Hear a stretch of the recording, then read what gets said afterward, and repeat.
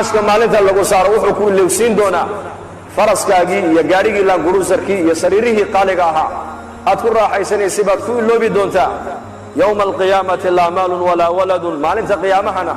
kii maal badan lahaa maalkiisu anfici maayo kii qabiil laandheeraha ka dhashay qabiilkiisu anfici maayo kii awlaad badan lahaa awlaaddiisu anfici mayso wadammatu lqabri tusi leylata alcursi mar allii marka qofka qabriga la dhiga buu rasuulku noo sheegay xadiis kale qabrigu sidaa buu iskugu yimaadaa deedna feeraha qofka ayaa sidaa isku dhaafa haddii qabriga isku yimaadkiisa nin ka badbaadi lahaa buu nebigu yidhi sacad binu mucaad baa ka badbaadi lahaa buu rasuulku yidhi calayhi salaatu wasalaam atadruuna man huwa sacad waa ninkii geeridiisa maalintuu adduunyada ka intiqaalay carshiga raxmaanku u gariiray faraxan liquduumihi imaadku adduunyada ka tegey bixidda sacad uu maalintii adduunyada uu ka baxay ayaa ilaahay jalla wacalaa carshigiisa raxmaanka u dhaqaaqay farxad daraaddeed jibriil baa soo dhaadhaco nebiga u sheegay oo yidhi nin asxaabtaada ka mid a ayaa go'ay oo ahlu samuhna ay ku bishaaraysanayaan imaadku adduunyadii ka yimiday markaa buu nebigu sara kuxuu yidhi yaa jibriil sacad binu mucaad baan u malayn buuhi inuu go'ay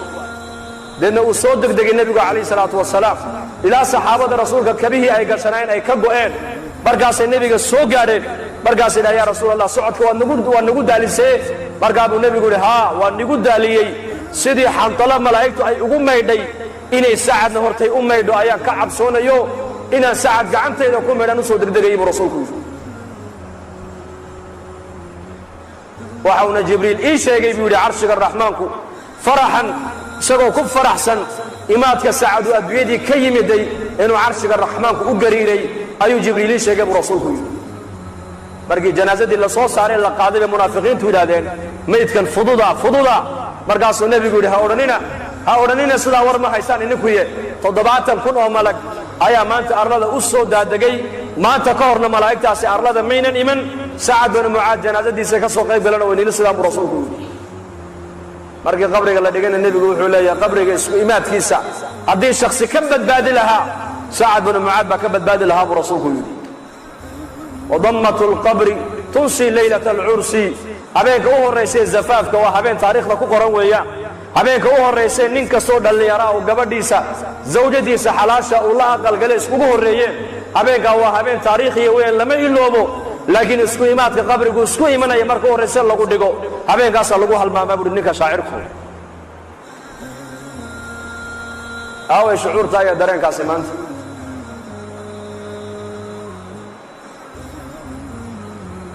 وهذا عثمان بن عفان رضي الله عنه ذي النورين markuu qabuuraha dul yimaado ilmadu garkiisa qoyn jirtay ilaa laabtiisa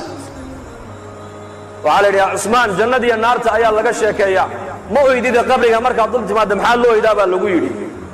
waxa uu nebigu noo sheegay calayhi salaatu wasalaam ayuu yidhi qabrigu waa aqallada adduunyada ugu dambeeya weeyaan waana aqallada aakhira ugu horreeya halkaa ninka ku nabadgalana nabadgelyadii runtaa u dambaysa buu rasuulku yidhi halkaa ninka lagu cadaabana cadaabkii weynaa baa u dambeeya buu rasuulku yidhi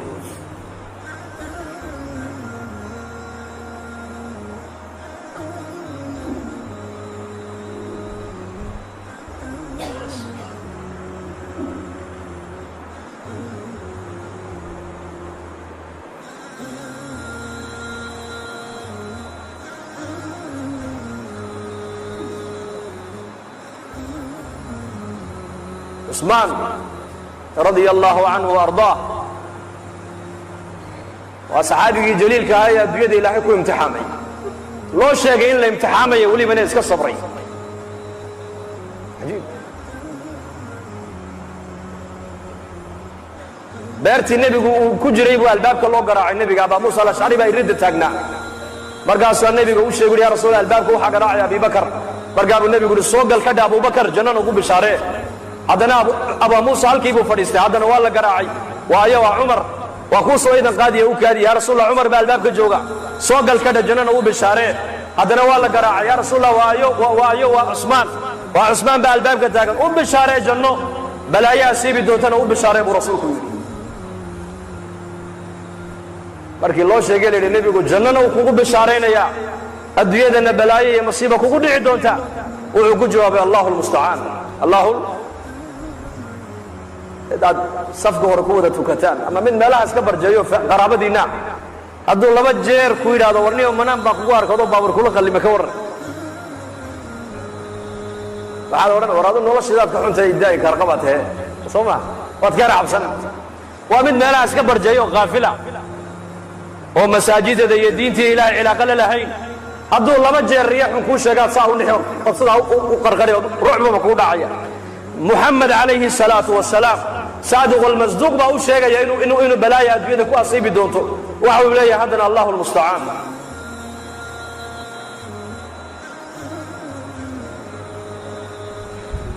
وهذه فاطمة بنت محمد رضي الله عنها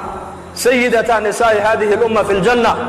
أزواج النبي عليه الصلاة والسلام ونبي قد حفر ديو أي فاطمة النبي أصوغ شيء ويكفر يستي ويدنكتي ويدنكتي ويدنكتي ودنكتي النبي عليه الصلاة والسلام إن انتيسي مرقاسو كالي فاطمة يرمى أخو شاقي يمدكتو أخو شاقي وعيد الوان للمية للما قد على فاطمة عائشة أركيس أم المؤمنين رضي الله عنها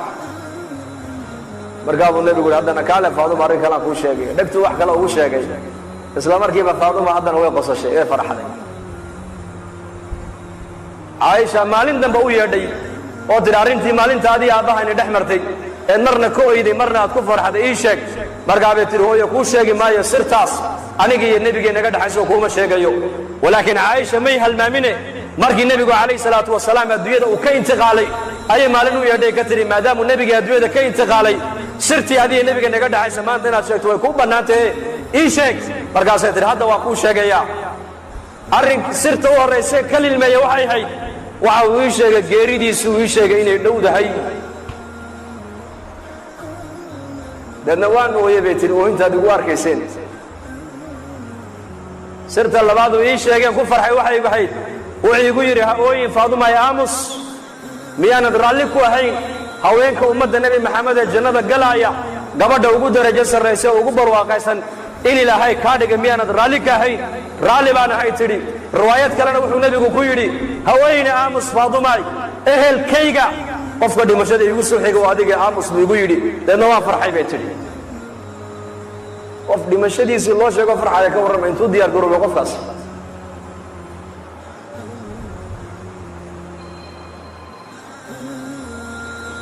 هشام بن عبد الملك أيا ويا أبو حازم يزيد الرقاشي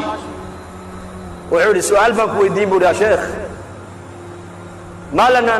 نكره الموت هبانا نقول بقراء النهي محان دي مشهده وكرهنا بيقول دي مشهده وكعب صناعي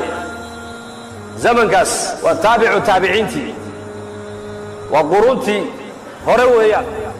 مدحض أمبا nolosha adduunyada jeclayde caamada muslimiintu aakhirada inay tagaan bay jeclaayeen maanta zamankeenna faqiirka aan gurigiisa caawa waxba aanan oolin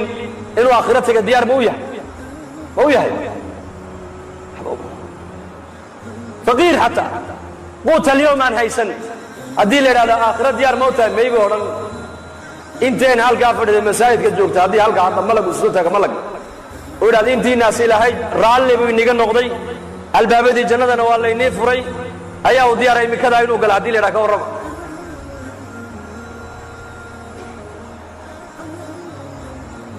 wuxuu yidhi abu xaasim baa yidhi waxaad dhimashada u karhaysaa anaa kuu jawaabi haye adduunyadan ayaad camirteen waad qurxiseen aakhiradiina waad iska kharribteen oo waad baabi'iseen marka daarta aad qurxisateen aad camirteen inaad ka tagtaan daar aanan waxba iniga dhisnayn oo niga baaba'san oo niga hallowsan inaad u guurtaan dee oggolaani maysaan buu ku yidhi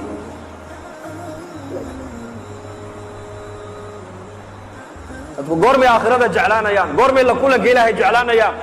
waa marka dadka acmaali ka horrayso waa marka sahay ay ka horrayso